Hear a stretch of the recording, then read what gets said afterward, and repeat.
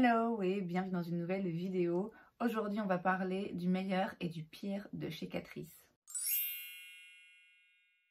La marque Catrice est vraiment très bon marché. Elle est disponible en Belgique, en tout cas dans les magasins Kruidvat. J'ai déjà testé pas mal de produits de la marque. Donc ce que je vais faire aujourd'hui, c'est vous parler des produits qui d'après moi valent vraiment le détour. Des produits qui sont vraiment pas ouf, peu importe le fait que ce soit pas cher. Et des produits qui se trouvent quelque part au milieu. On va commencer par les flops. Donc je vais vous parler des produits que j'éviterais, en tout cas que moi personnellement ne m'ont pas plu.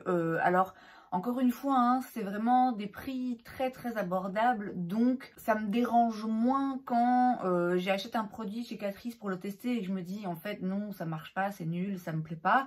Voilà, c'est moins dérangeant vu le prix. Néanmoins, même si c'est que 2-3 euros, bah voilà, j'ai quand même envie que ça fonctionne. Et ça, ce sont des produits qui, pour moi, n'ont pas fonctionné. À commencer par la base de Perfector Poreless Blur Primer. Je vais pas trop m'étaler dessus parce que je vais en revenir dans ma vidéo top et flop que vous verrez dans quelques jours.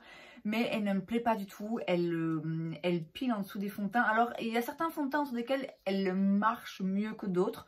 Il y en a en dessous desquels c'est juste, c'est pas possible. C'est vraiment, c'est mort. Mais globalement, non. Elle ne me plaît pas. Elle fonctionne pas sur moi. J'ai à chaque fois peur de l'utiliser parce que je sais qu'il y a un risque que je doive tout retirer et tout recommencer, ce que j'ai déjà dû faire à plusieurs reprises. Donc ça, pour moi, ça vaut pas le coup. Un autre produit que j'ai testé récemment et que j'ai pas du tout aimé, c'est le Magic Shaper Contour and Glow Stick.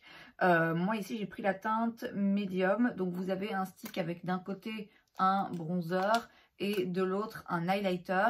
Alors de base je suis pas hyper fan des produits en stick, je dois bien l'avouer. J'aime beaucoup les produits crémeux et liquides, mais en stick je trouve ça toujours un petit peu plus difficile à bouger ou alors trop gras. Ici c'était beaucoup trop sec. Il fallait vraiment tirer, ça effaçait tout, ça s'étalait pas de façon harmonieuse.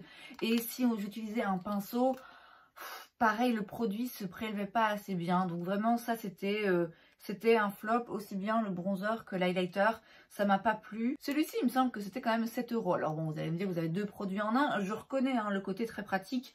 Mais dans les faits, moi concrètement ça n'a pas marché. J'ai ensuite le All Over Glow Tint qui est un petit produit, un espèce de d'highlighter liquide en fait. Alors bon, de nouveau, je dois bien avouer que globalement les highlighters liquides c'est pas le truc que je préfère. À part celui de chez Charlotte Tilbury, je trouve ça très compliqué en fait d'avoir un highlighter liquide qui fonctionne parce que soit ils sont trop intenses et du coup ils retirent ce qu'il y a en dessous, soit ils font pas grand chose. Et c'est ce que ça fait. Ça fait juste pas grand chose en fait, on voit vraiment pas grand chose et ça retire quand même malgré tout un petit peu du fond de teint qui est en dessous. Moi j'ai la teinte Keep Blushing, ouais c'est presque inexistant, ça sert pas à grand chose voire à rien, donc ça pour moi ça vaut pas le coup. Autre chose qui d'après moi est vraiment pas top, mais c'est moi qui ai fait les mauvais choix je pense, c'est les mascaras, Glam and Doll. Alors il faudrait vraiment que je prenne le Glam and Doll classique, parce qu'en soi les effets qu'ils ont fait, ces mascaras je les aime bien, et je pense que vraiment ce mascara est pas mal, et je pense que globalement chez Catrice il y a moyen de trouver des bons mascaras. Ceci pour moi c'est non. Alors j'ai d'un côté le Glam and Doll Volume Waterproof. Alors encore une fois très joli effet, mais c'est une galère à enlever vraiment, et moi ça ouais, j'ai vraiment la flemme de le mettre parce que je sais que le soir je vais galérer, je vais devoir frotter mes yeux et tout. Donc ouais, je raffole pas, même si encore une fois j'aime beaucoup l'effet. Et puis j'ai le Glam and Doll Easy Wash Off, ça c'est un mascara tubing, donc il sort juste avec de l'eau tiède. Alors du coup c'est plus facile à enlever effectivement parce que vous mettez juste de l'eau et vous faites rouler comme ça vos cils et ça retire, ça crée des petits tuyaux en fait qui sortent facilement. Alors d'une part, certes ça sortir facilement, pas besoin de démaquillant, mais je trouve le processus, le fait de retirer un petit peu bizarre, de tirer sur mes cils et de voir le mascara qui part, c'est voilà, c'est particulier, je peux pas dire que ça me plaise particulièrement. Et en plus de ça, de temps en temps du coup en journée, moi j'ai des petits morceaux qui me tombent, donc pareil, pas hyper fan, mais c'est pas un flop global sur les mascaras Catrice, hein, parce que j'ai que ceux-là et je vous dis, je crois que le Glam and Doll classique est vraiment pas mal, mais ces deux-ci, ouais non, je les aime pas trop. Pour les flops, c'est tout. Donc vous voyez qu'il y en a quand même pas beaucoup qui d'après moi valent vraiment pas le coup, en tout cas dans ce que j'ai essayé là récemment et de ce dont je me rappelle. J'ai sûrement testé d'autres produits de la marque qui n'étaient pas ouf, mais dans ce qui me reste, il y a vraiment que ceux-là qui d'après moi, ouais, c'est bon, passez votre chemin, ça vaut pas la peine, d'après moi, encore une fois, hein, je précise. On va maintenant passer aux bofs, et dans les bofs, il y en a pour lesquels, oui, je vois pas vraiment l'intérêt, et il y en a d'autres où, bon, c'est pas des top du top vraiment incroyables, mais encore une fois, quand on regarde par rapport au prix, c'est quand même vraiment des bons produits. À savoir qu'il y en a là-dedans que j'ai commencé à tester récemment, que j'ai pas encore utilisé 1000 fois et pour lesquels, du coup, mon avis est assez neutre. Et donc, pour le teint, on commence avec le Under Eye Brightener Instant Awake que j'ai dans la teinte 010 Light Rose, qui est donc un correcteur pour les cernes, que franchement, j'aime bien. J'ai quand même utilisé quelques fois. Je l'utilise pas à chaque fois. Je peux pas dire que la valeur ajoutée soit extraordinaire, dans le sens où si vous mettez un anti-cerne qui est couvrant et que vous le poudrez avec une poudre qui rajoute un petit peu de couvrance, je veux dire finalement on voit pas forcément la différence quand vous avez appliqué ce produit avant, mais en fonction de l'anti-cerne que vous utilisez, en fonction de la quantité que vous mettez, en fonction de l'effet que vous voulez apporter, clairement ça joue quand même, surtout quand, ben voilà, quand on met un anti-cerne un petit peu plus léger et qu'on veut juste corriger un petit peu la couleur avant. C'est franchement un chouette produit. Il y a d'autres marques qui le font, il y en a un chez Becca que je voudrais bien tester, mais je pense franchement que pour ce genre de produit, là on a une bonne formulation. J'ai ensuite le True Skin High Cover Concealer, donc c'est un anti-cerne. Je l'avais déjà il y a un petit moment et je l'aimais bien. Et je pense que je l'aime toujours bien. Là je l'ai racheté récemment, mais en fait j'ai la teinte Warm Beige et j'ai l'impression que c'est un rien trop foncé, donc j'arrive pas vraiment à me prononcer.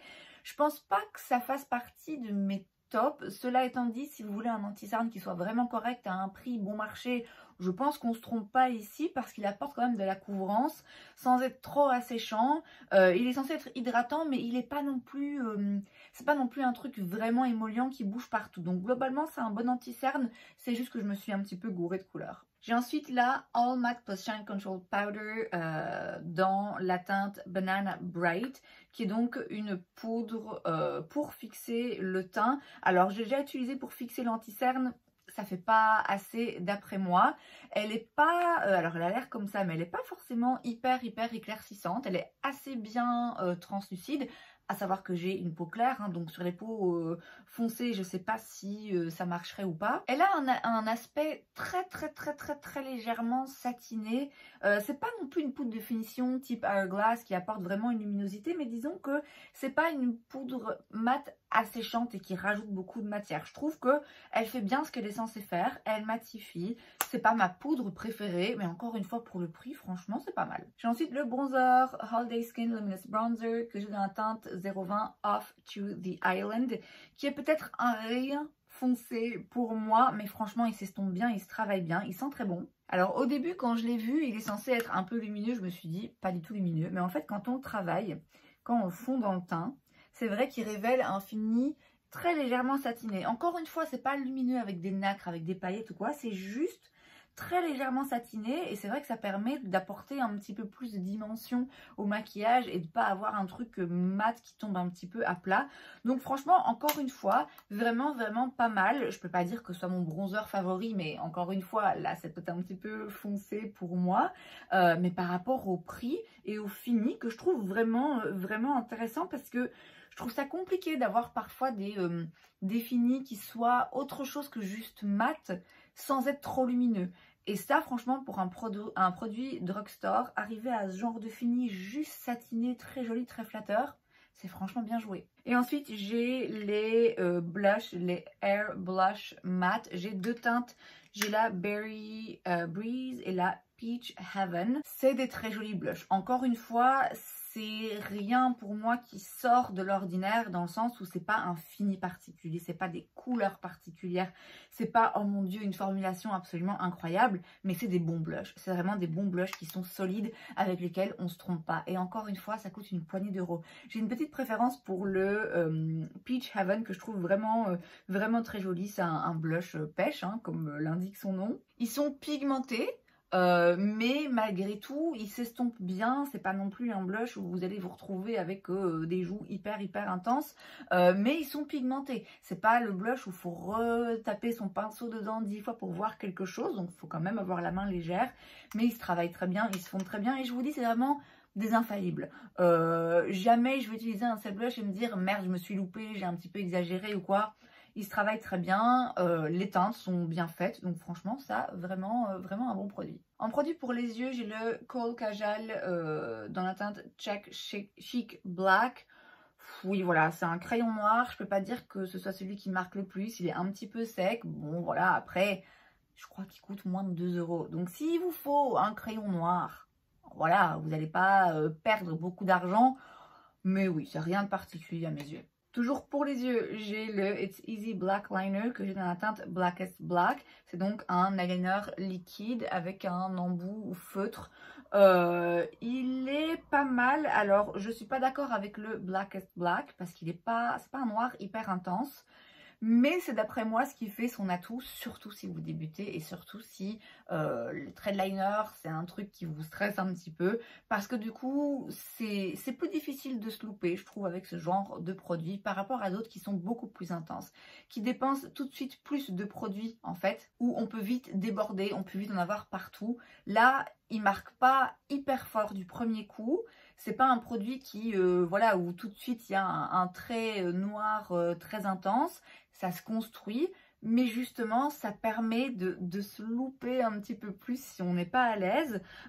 Donc ce sera pas l'eyeliner noir que je prendrai quand je veux quelque chose d'hyper intense et de très marqué, mais franchement il est facile à utiliser, c'est juste qu'il faut prendre un petit peu plus de temps pour repasser et insister, et j'ai eu l'impression qu'il tenait bien, donc franchement c'est pas un mauvais produit. Pour les lèvres maintenant, j'ai le Lip Glaze Metaface dans la teinte Meta Glaze, pardon. C'est une petite huile à lèvres comme ça qui réagit au pH de la peau.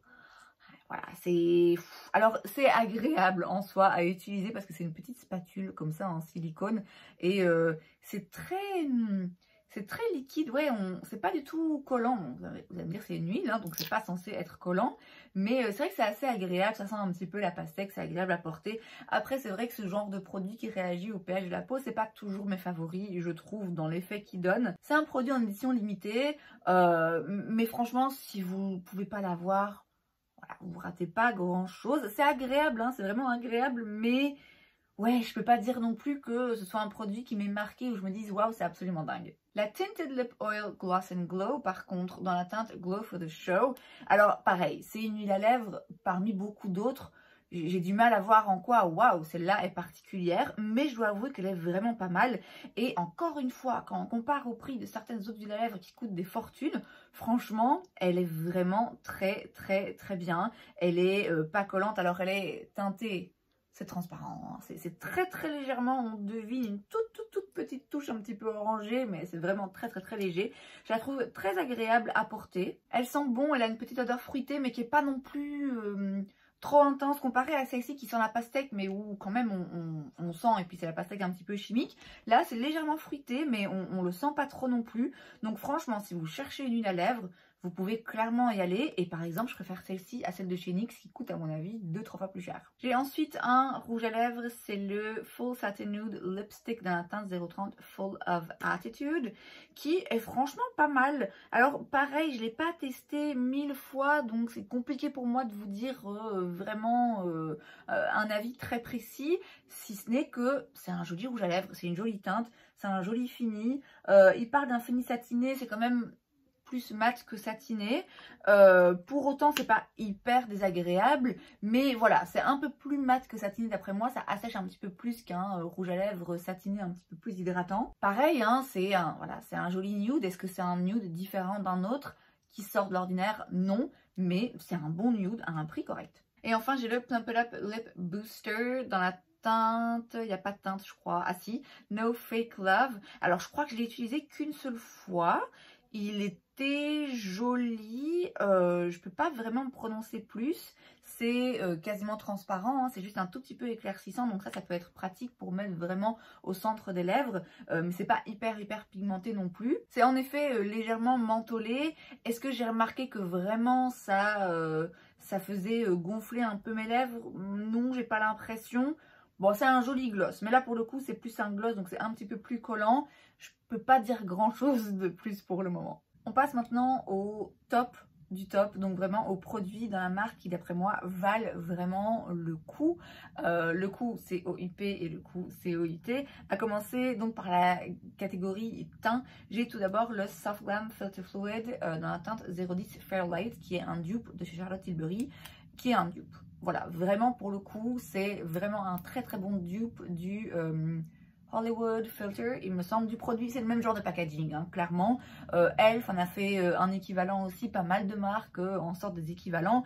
Et le produit donc de base de Charlotte Tilbury est vraiment très très très beau, inimitable quand même d'après moi, mais celui-ci il s'en rapproche vraiment vraiment vraiment pas mal. Je dirais qu'il est un rien moins lumineux, mais en soi ça peut être intéressant du coup pour vous. Donc c'est un produit qui peut s'utiliser de plein de manières. Vous pouvez l'utiliser en primer sur tout le visage pour l'illuminer, vous pouvez le mélanger à un fond de teint qui est un petit peu mat pour justement rajouter un petit peu de lumière, et vous pouvez l'utiliser en petite touche d'highlighter aussi par dessus le fond de teint. C'est franchement un très bon produit. Je ne l'ai pas encore utilisé mélangé à un fond de teint, mais je l'ai déjà utilisé en base et en touche d'highlighter. Et de ces deux façons-là, franchement, il est vraiment top. Il fait ce qu'il doit faire. Comme je vous ai dit, il est un petit peu moins lumineux que le Charlotte Tilbury. Donc c'est vrai qu'en touche d'highlighter, pour moi, c'est un petit peu discret, mais ça peut plaire aussi. Donc vraiment, vraiment un bon produit. Et parmi tous les dupes qu'on voit des produits Charlotte Tilbury qui coûtent cher, ça, c'est d'après moi un qui s'en rapproche d'extrêmement près. Dans les fonds de teint, j'en ai deux. J'ai tout d'abord le HD Liquid Coverage Foundation. Alors, c'est peut-être moins un favori ces derniers temps. Ça fait un moment que je ne l'ai pas utilisé. Et je l'avais testé, j'avais comparé avec l'autre fond de teint dont je vais vous parler juste après. Et je m'étais rendu compte que finalement, je préférais l'autre. Celui-ci, l'avantage, c'est qu'il est vraiment très liquide, très fluide. Il est très facile à appliquer, il se fond dans le teint. Il est peut-être juste un rien trop matifiant pour moi par moment sur des zones où j'ai un petit peu de sécheresse, mais franchement très très très bon fond de teint. Néanmoins, j'aime encore plus le True Skin Hydrating Foundation. Juste, il n'est pas vraiment hydratant. Si vous avez la peau sèche et que vous cherchez un fond de teint qui soit hydratant, non, ça vous suffira pas. Alors, il n'est pas 100% mat, il est moins mat en tout cas, je vous l'ai dit, que celui-ci. Et donc, effectivement, un petit peu moins asséchant, un petit peu plus naturel, tout en étant vraiment, vraiment bien couvrant. C'est vraiment un fond de teint top. La preuve, j'en ai deux teintes pour pouvoir les mélanger et arriver toujours à une teinte qui me convienne. Je pense qu'il coûte 7 €. En tout cas, à une époque, il coûtait 7 €. Donc franchement, ouais, ça vaut vraiment, vraiment, vraiment le coup. Je le trouve très beau. Il tient très bien dans la durée. Il fait pas un effet cakey. Il coche pour moi toutes les cases que je veux qu'un fond de teint coche. Donc vraiment, vraiment un de mes produits préférés dans la marque. Et enfin, j'ai un highlighter. C'est le More Than Glow Highlighter dans la teinte Ultimate Platinum Glaze. J'en avais un autre avant dans une teinte un petit peu plus rosée qui me plaisait un petit peu moins. Celle-ci, la teinte, vraiment, je l'adore parce que c'est un champagne très clair, un petit peu qui tire un petit peu vers le jaune, mais pas trop doré non plus. Il est splendide, il est d'une intensité. Alors bon, si vous cherchez un highlighter discret, subtil, naturel, non, c'est pas pour vous. Moi, j'aime quand ça brille, j'aime quand ça envoie, et il est vraiment très très beau. Et il est beau sur la peau. Alors ça reste un highlighter. Si vous avez plein d'imperfections, ça les met un petit peu en valeur quand même, hein.